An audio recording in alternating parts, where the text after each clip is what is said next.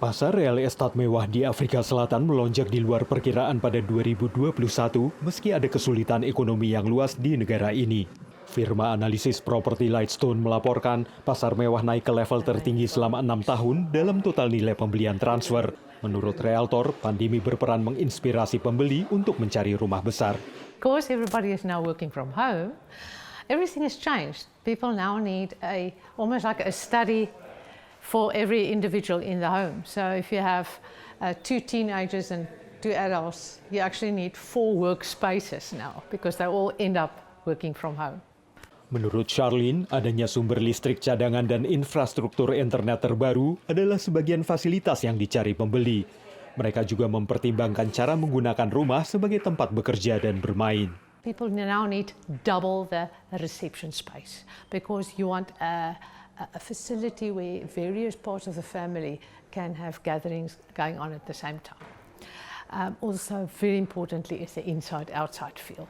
Tapi sektor perumahan juga terkena dampak pandemi. Afrika Selatan mengalami tingkat pengangguran mencapai 35%. Ini menyebabkan warga menjual rumah mereka, melakukan perampingan, bahkan pindah untuk tinggal dengan keluarga lain. We actually saw deterioration in the number of sales in South Africa. In fact, we saw about a 15% deterioration in the number of sales from the preceding year, and we're down about 50% from the decade prior to that. So ultimately what we need is job recovery in order to encourage demand, both on the rental and on the for sale side of the property market. Menurut Michelle, kosongnya properti di pusat kota meningkat sejak awal pandemi. Tapi pada saat yang sama, Afrika Selatan mengalami kekurangan perumahan yang masif. Pusat bagi pendanaan perumahan yang terjangkau di Afrika melaporkan kurangnya 3,7 juta rumah.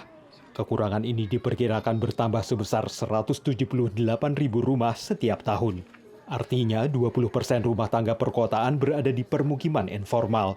Perumahan pemerintah tidak dibangun dengan cukup cepat dan kondisi rumah-rumah tua di komunitas seperti Soweto semakin parah. As a pastor, I'm crying because this is not the only houses that looks like this. There are even others that is also worse. Even if we could have money, we would have built our own places. But because people, they don't have jobs, so even myself, I'm not working. My wife is not working. You see, so really we are not fine. We are not okay. Akibatnya tampak jelas pada lanskap kota yang secara ekstrim menunjukkan kesenjangan karena ada permukiman kumuh dan informal di satu sisi, sementara perumahan mewah tampak di sisi lainnya. Prospek jangka panjang pasar perumahan juga belum jelas karena masih adanya dampak pandemi. Dan menurut para ahli, kesenjangan ini hanya akan membaik apabila ada pertumbuhan ekonomi dan penurunan tingkat pengangguran. Dari Arlington, Virginia, saya Helmi Yohanes dan tim VOA.